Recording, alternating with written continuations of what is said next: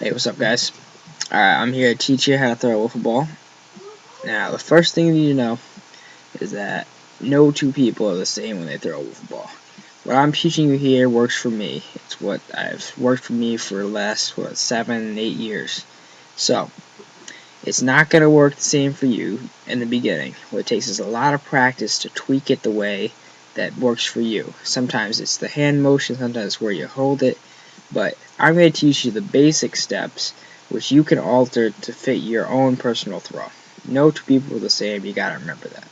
Another thing you gotta remember is wiffle ball. Definitely not the same. You get a brand new wiffle ball, it's not scuffed up, it doesn't have scratches on it. When you have that, you get a lot more movement. So, if you're gonna take a brand new ball out, try and scuff it up a little bit. Find some pavement, find some dirt, just scuff it on the ground a little bit. Try to get some holes or anything in it. Little scratches. It's gonna make it curve. It's gonna make it curve a lot more. You'd be surprised. Alright. First thing I want to teach you here is gonna be a curveball.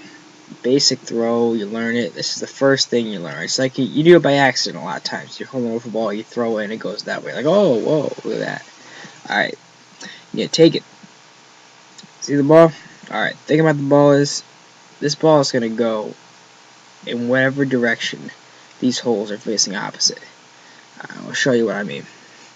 These holes are down here. The wind's going to come in and hit it, and it's going to push it up. So, if I throw a pitch like this, wind's going to come in, push it like that. If I throw it over here, wind's going to come in, push it like that. Other side, wind comes in, gets pushed over here. Even from the top, if it comes down, it's going to push down. That's the trick here. Also, what we want to do is get some spin on it.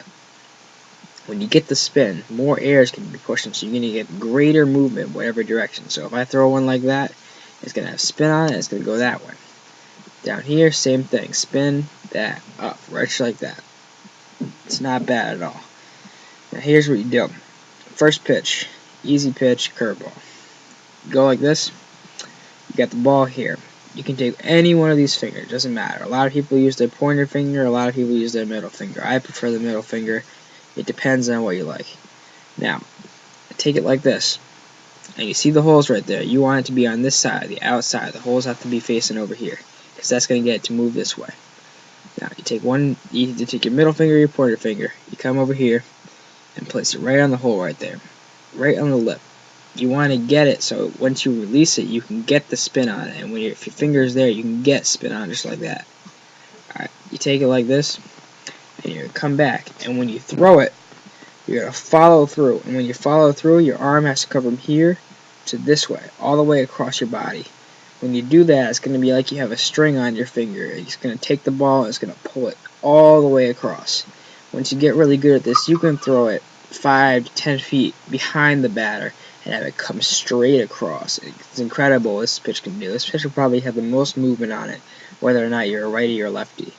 By the way, if you're a lefty out there, just switch it around. Same thing. You have to have the balls on the outside come across your body. It's just going to move in the opposite direction. It's the same thing for any one of these pitches. Alright, second pitch I'm going to show you. It's a little harder to throw. It's a little more inaccurate. It's good for strikeouts, though, because it'll get you off your other pitches. Now, it's called a riser. You got to have it like this. Now, when you have it like this, you need to get it spinning and make sure it stays spinning down here. That's the key to it. You gotta make sure it rotates like this. And the way to do that most effectively is throw it sidearm. Sidearm will let you drag your arm like this sideways to come almost perfectly flat. So it'll keep this down here nice and flat. And the air is going to come in and hit this. And it's going to push it straight up. You're going to come across your body, get the same finger that you want right there in that hole, make it spin, and come across your body. That's going to send it straight up. Alright, let's see. Two more. We're going to do a screwball. Now, in my experience, this is the hardest pitch to throw.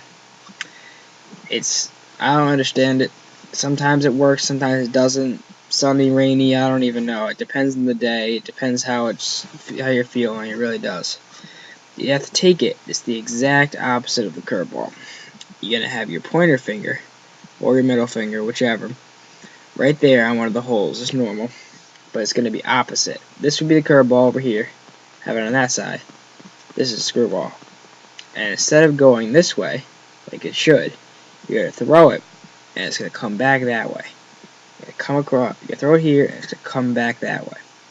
Now the trick with this is, you can't throw it too far off where you want it to go, because it's not going to have the same movement as your other pitches. This one has the least movement out of all of them. If you get good at it and you can throw it for a lot of movement, then be my guest and do it. But it's very difficult to throw. Alright, you got to bring it back, and you got to throw it. Make sure you throw it almost straight, and that'll give you the most movement, and it'll look really good when it comes across there. And it makes people look silly when they swing at it, because it probably will hit at right-handed batters. It's really funny. Alright, last pitch I'm going to show you.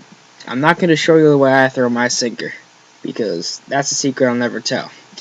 But here's the way a lot of people throw their sinkers. It's the same thing as the riser. See how the riser's down here? Sinker, it's up here. You want to throw it so that the top wiffles just spin just like that.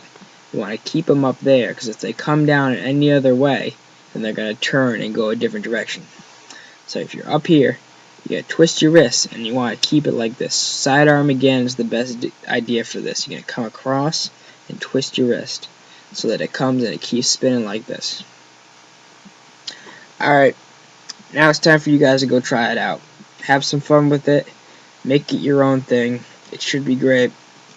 That's all from me.